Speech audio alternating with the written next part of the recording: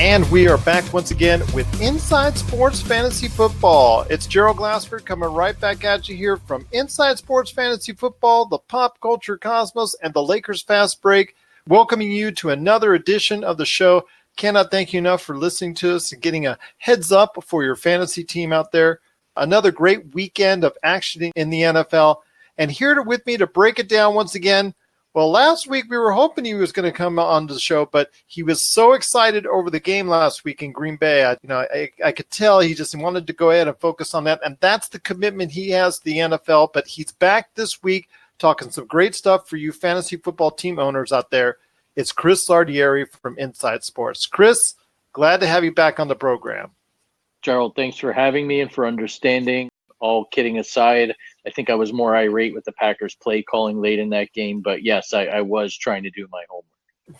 Fair enough indeed. That's okay. I've got Aaron Rodgers as my backup QB, and he's doing okay. He's not too bad, but not at the level I think I'm used to. It's just I may be expecting too much when it comes to Aaron Rodgers. Maybe it's just I know his wide receiver corps are kind of depleted at the moment, and I know his offensive line is not the greatest, but still, he's got nice numbers. It's just not the outstanding, eye-popping video game numbers I'm used to seeing from Aaron Rodgers. Yeah, exactly. And I feel like, too, especially with a new coach and a new offense, they're growing pains. We've hit the first quarter mark of the NFL season. Hopefully those kinks get worked out. But, yeah, I think he'll come around inevitably. I mean, the good news is at least the Packers have a defense, so he won't be playing from behind constantly or getting battered even like he has in previous seasons. This is true, my friend. So if you've got Aaron Rodgers, I would suggest holding on to him. Like I said, the scores that he's been getting have not been outstanding. They've been pretty solid, and they've got a really nice, well-rounded team. Pretty solid, works for a lot of people out there. Possibly even look for him halfway or even the latter part of the season to start gelling with his offense and getting those numbers even higher going forward. But I'll tell you what, my friend, it's going to be a great weekend in the NFL. Looking forward to week 5. A lot of great matchups, but I know there's a couple in particular you're looking forward to that you think fantasy team owners should target. I want to hear from you now. What are those games that you're looking forward to the most? Looking at the LA, formerly San Diego Chargers against the Denver Broncos. The Broncos have really gotten off to a rough start. Now they've lost one of their top defensive players, Bradley Chubb.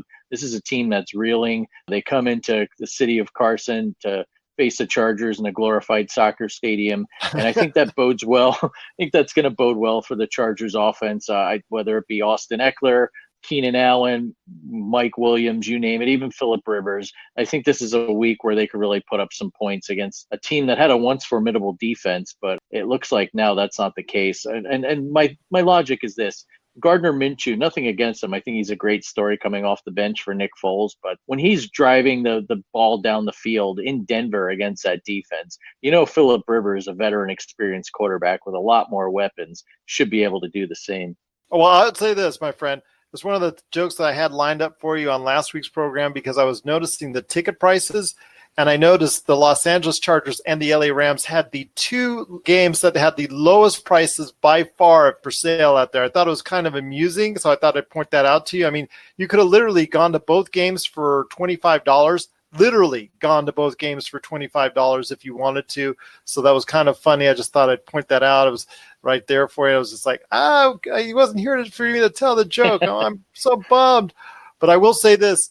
The Los Angeles Chargers of Carson, as you and I have coined the term for them, similar to what the Los Angeles Angels of Anaheim have tried to do. I'll tell you what, they're still a very solid team. I know when I've spoken to my good friend Jason Dutch from Voice from the Underground, we think at this point in time, as far as from a fantasy standpoint, maybe not a talent standpoint, but a fantasy standpoint, Keenan Allen is the best wide receiver option in fantasy football today.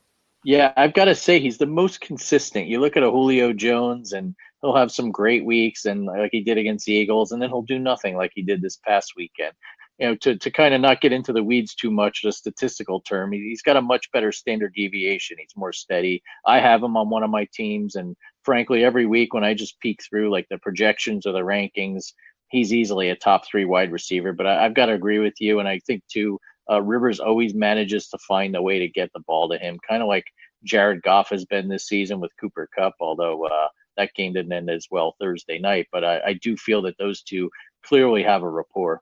Absolutely. I agree with you on that. Kind of a funky way to end their evening on Thursday night, but still 3-2, not quite what they were expecting, I think, in Los Angeles after what happened with the Super Bowl. But again, with the Los Angeles Rams, their offense has not gelled to the point where I think it needs to get to. Plus, their defense is a little softer than it was this time last year. So hopefully they'll be able to rectify that, at least as far as from a Los Angeles Rams fan perspective there. I'm not one of them, but I know LA Rams fans are out there hoping that that's going to be the case because, yes, they're 3-2 now. They could easily shake things up and go on a string, I think, with the kind of offensive weapons that they have. And if that's the case, that would be a good sign for fantasy football owners going forward. But still, you got a team that's there that can score almost 30 points on every single occasion that they're playing. So if you've got someone on the Rams, I suggest keeping them or maybe even looking to trade them for valuable assets to help build a better team around you. Yeah, and I think, too, even with them struggling now, Sean McVay will get it figured out. I know they've definitely had some issues on the offensive line. Goff hasn't looked the same, but we're 5 weeks in. I think they play in a winnable division. I think having kind of a mini bye week here, they'll have an extra few days off because they had the brutal Thursday night game. I think that'll help as well, and things will turn around. Will they be as high octane as last year? I don't know, but I do like your advice of potentially trading someone, although I will say hold off, see what happens with Brandon Cooks. If you're a Robert Woods or Cooper Kupp owner, hold on, because those guys might be getting more balls if Cooks misses any sort of significant time here. That's true. That's true indeed. Once again, I'm talking to Chris Lardieri from Inside Sports. You got to catch his upcoming show with Charles Smith Jr. coming up very soon in the near future right here at Inside Sports. My friend, I got to talk to you about what other games that you're looking at for Week 5 of the NFL. I know there's some tantalizing matchups out there for fantasy team owners. I'm going to do a little bit more of a deep dive, and judging by the way he performed last week, you may think I'm a little crazy, but I'm basing this more on the awfulness it is the Cincinnati Bengals. I think Kyler Murray is worth a start if you're looking for a quarterback streamer, or maybe you've got him on your bench. I think this is a week where he could emerge even on the road. Mason Rudolph and the Steelers on Monday night really had a nice game against that defense, and I don't see why Murray couldn't easily do the same. He ran for a touchdown last week. I think that's kind of the hint of things to come with him as well as a dual threat offensively. If you're struggling, maybe you're a Cam Newton owner, or you've got another quarterback that's not producing, I think he's worth a shot this week. You're going to do it. The Bengals, I wouldn't say they're as bad as the Dolphins, but looking here 4 weeks in on a week-by-week basis, and quarterbacks that go up against them seem to do pretty well. So I don't think it's that crazy of a decision. I agree with you on your assessment of that. I really think that's some sound reasoning. And if anybody wants to go ahead and do that, please go ahead and make sure your team is lined up for that matchup, because it probably will make some great dividends for you. I think another game that I'm looking forward to is Atlanta at Houston. And the reason why is Houston, which has actually kind of struggled in the past couple weeks since a big week 1 for fantasy team owners. I think they're going to come out strong for week 5. I think because Atlanta is not the greatest team right now in the world, they're kind of hit hard times. So in doing so, I think that's going to open up a sign, especially at home for Houston, for Deshaun Watson, for DeAndre Hopkins, for even Carlos Hyde, to find some room in the defense to go ahead and make some good yardage, some good points, and possibly a nice big score for you. So I think that's my tip as far as for a game to watch for you fantasy team owners out there. But did you have any more games in mind coming up for week 5? If you're looking to stream a defense, and I know in some leagues, I even saw it in one of mine, the Eagles are going up against the Jets. Look, even if Sam Darnold plays, I really don't think he's going to be in game shape or very effective. If he doesn't, that's even better if you've got the Eagles defense. So looking to just grab one off of waivers if they're out there, I think that's a pretty safe bet. The Jets have been playing terribly. They missed Darnold, which is ironic. But I never thought I'd hear this, but they're talking about whether his the size of his spleen would reduce. That's one of the effects of mononucleosis. So yes. I'm not a doctor. I just play one here on the podcast. And even if he does play, I think the Jets are a mess. I mean, were it not for the Dolphins, they'd be cellar dwellers in the AFC East. You stayed at a Holiday Inn last night. If only. If only. We may be headed to the replay booth, but we'll be right back with Inside Sports fantasy football. Check out what's been going on with the Pop Culture Cosmos Show and the PCC Multiverse. I see the potential for basically like another Netflix kind of paradigm shift where here comes this other major player. They have a ton of resources. Apple could change the way that entertainment is consumed. They say it's the only time this year that you'll have stars from each brand battling each other, and we know it's not going to be the case, but they like to say that, and more power to them, I guess. Well, it's a big first step, bringing all those superheroes together. There were definitely some parts of the movie that I really enjoyed, and then there were some parts that I thought just kind of fell short of expectation. Part of it has to be something to do with how it's being promoted, and this is a thing where audiences do not agree with critics. That's the Pop Culture Cosmos Show. And the PCC Multiverse, every week on Apple Podcasts. And over a dozen of your favorite streaming and podcasting options. Yeah, I guess an enlarged spleen happens as a residual side effect of mononucleosis, especially with the activity that he's going through. And I believe in comments today, he mentioned that he would not put his life at risk because, all it takes is one slice of the spleen and there you go. So, maybe a cleat the wrong way or what have you, from a 300-pound lineman or whatnot. So I don't think they're going to put him at risk, at least this week. I think maybe next week at the earliest is going to be the time that we'll see Sam Darnold. But even in that case, there's going to be some time for him to get back into the flow of the offense. And even then, it was still kind of shaky whether or not he's going to be the answer long term. I'm hoping he is, as a USC Trojans fan, but I will say Sam Darnold right now has to go ahead and get healthy first before he goes ahead and gets healthy on the field or for fantasy team owners, because right now most fantasy team owners have moved on from Sam Darnold for at least this season. But there are other young quarterbacks out there that I think people need to look at or take a chance on, because many of those quarterbacks are still on the waiver wire. So I want to hear your thoughts, Chris, as we close out the show and close out the program, on your thoughts on who are the best options out of this bunch. Daniel Jones, Gardner Minshew II, Kyler Murray, Baker Mayfield, Josh Rosen, or Josh Allen. You can even throw Mason Rudolph, but he's not going to be the long-term answer after this season, at least in Pittsburgh, as far as that's concerned. Yeah, I agree. I think Jones is worth a look, but you've got to be careful with him and look on a week-by-week basis. They play the Vikings this week. We've got a pretty good defense, but I think it's still a fairly favorable matchup with the way the Giants have looked offensively. But then you look in the coming weeks, and they go up against the Patriots, for instance, and then they're going to start facing the Eagles and the Cowboys of the world, and I think they're really going to expose him for the rookie that it is. Nothing against him, but they've got far more stout defenses than what he's seen so far. Of all of them, as I mentioned earlier, I really like Murray. I think the team's atrocious, but atrocious team does not always make for a bad fantasy football play.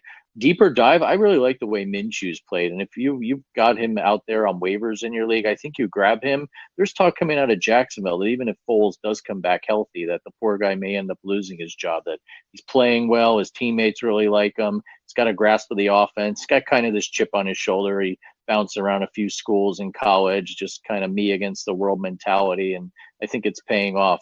With Allen in Carolina, I think he's kind of interesting too. My fear there is, other than McCaffrey, if you stop him, I don't think he has the weapons. I think Minshew's got a better cadre of receivers around him, Westbrook and Chark, for instance. So I think those are the ones you look at. Really, other than that, Josh Rosen, I feel bad for the guy playing for the Dolphins, but he's got absolutely nothing to work with.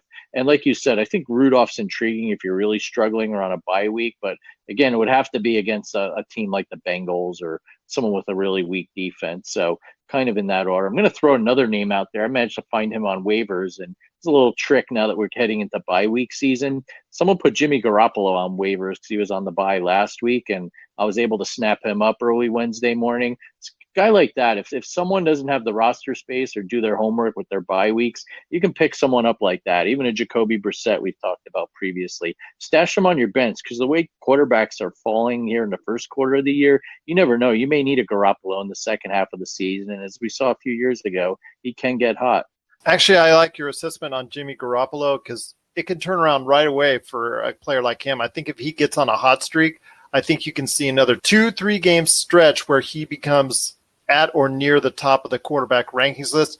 It's just he's not consistent, in my opinion, but still he has those 2-3, even 4 game stretches where he is just unstoppable out there and can really make it for a fantasy team out there that a team owner can just ride his success for at least a 3-4 game period. But as soon as there's any sign of inconsistency, they need to get off of Jimmy Garoppolo as their starting quarterback right away. Yeah, definitely. Stash and just wait for the right moment. Absolutely, my friend. Well, again, it's been great talking to you. Any last thoughts on week 5? Do you have any other matchups you want to talk about? Any other games that you're thinking of for this weekend in the NFL? Yeah, I do think one team that impressed me has been the Saints, especially from a defensive perspective. So I think that's another team that's been out there in some leagues on waivers. While I think the Buccaneers really stunned the world by coming into the LA Coliseum and just spanking the Rams, I think they're due to come back down to earth. And I feel as though the Saints have a pretty stout defense this year.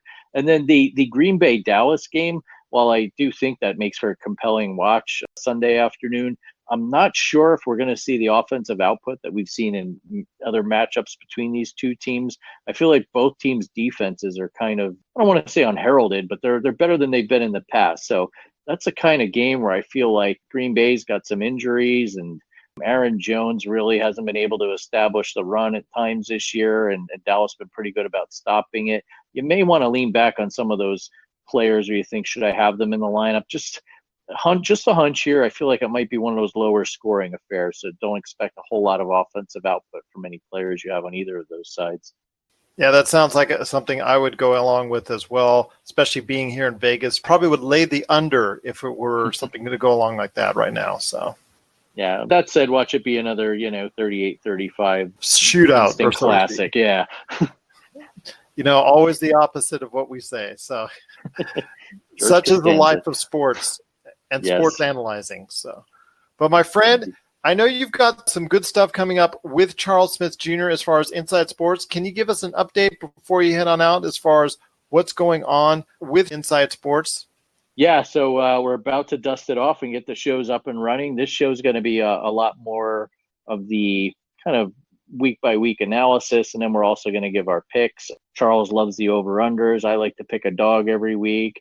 And then, too, just kind of throw around the hot topics of the day and debate those as well. There are no fake debates on this show. Charles doesn't have to pick point A, and then I necessarily disagree with point A. Where we're pretty genuine about it. So looking forward to it coming up. Once again, that's Inside Sports. You can hear it when it comes out, and we'll keep you updated as well right here on the Inside Sports Fantasy Football channel. Also as well, when Inside Sports comes back live with Chris and Charles and all the gang as part of Inside Sports. Well, my friend, it's been great talking to you once again. Looking forward to another great weekend in the NFL. I'm glad to have you back on board. I know you're excited about what's going on with this weekend in the NFL as well. Just can't wait to be talking to you next week. Any last thoughts on the way out? Yeah, for those of you kind of monitoring announcing teams, things like that, I don't know a heck of a lot of people that like Joe Buck, but good news for football fans, he's going to be off doing baseball games soon, so we won't have to endure much of him through the remainder of October. So there's some room for optimism for NFL fans. That's true, and that could lead to a really hairy situation for him. So, sorry, pardon the pun. Yeah. Well played. Well played indeed. Well, from once I did it anyway, so what can I say? All right, my friend, always great to have you on the show. Looking forward to talking to you next week about more great fantasy football. If you have a question for us, you can always go ahead and let us know at Inside Sports FF on Twitter, and also as well, isfantasyfootball@yahoo.com. That's isfantasyfootball@yahoo.com as well. Well, my friend, it's been great talking to you. Another great week in the books coming up for Week 5 in the NFL. Just looking forward to it as always right here at Inside Sports Fantasy Football.